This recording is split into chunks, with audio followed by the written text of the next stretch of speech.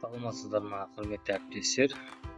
Бүгін біз онлайн мектепте журналдың толтырылуын тексеретін боламыз. Бұнымен мектеп әкімшісі барлық мұғалімдердің, яғни сабақ беретін пән мұғалімдердің бағаларын қойылмауын біртіндеп тексере алады.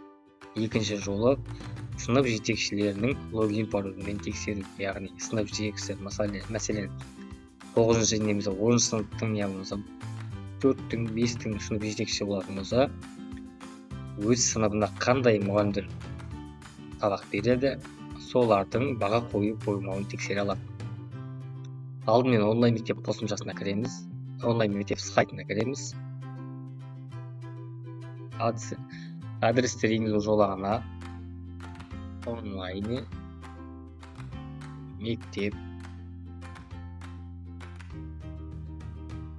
орг деп жазып, интер батырмасын чертеміз.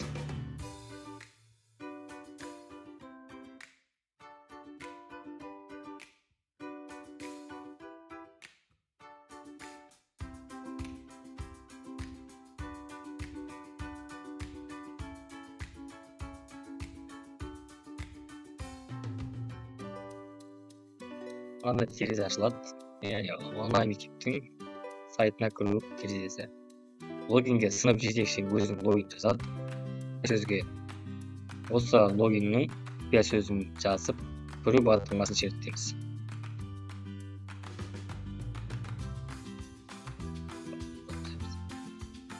Міне сынып жетекшінің логин пароліне кірдік.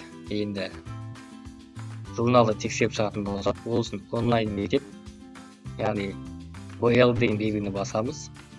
Оң жақ қараған белгіні етеміз да онлайн бағанынан журнал қойылысына өтеміз.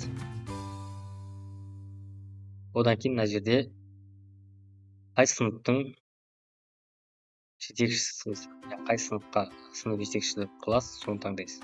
Мысалы, Ерасыл мырзаның сыныбы 10 сынып, 10 сынып таңдаймыз тізімнен. Басқа сыныптар шықпайды бізден. Бөлме деректер жоқ деп шығады. Яғни өзінің сыныбын таңдаймыз. Одан кейін оңға қараған стрелканы басамыз, оң жақтағы.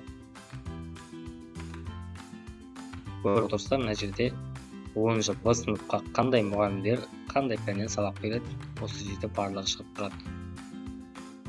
Мәселен, ағылшын тілін тексеретін болсақ, я болмаса биологияны тексеретін болсақ, оң жаққа қараған стрелканы басамыз, яғни пән тұсындағы.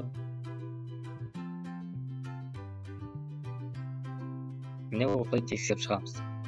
Мәселен, биологиядан қай күн сабақ қойылмады, баға қойылмады. Мәселен, мына күн баға қойылмаған, сызғыша болып тұр, көріңіздер.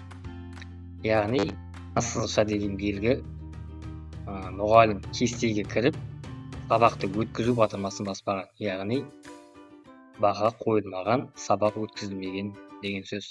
Енді мұғалімге кері байланысқа шығып, жұмыс жасауымыз болады. Жалпы осыны көрсетпекші болдым сіздерге. Назарларыңызға рахмет.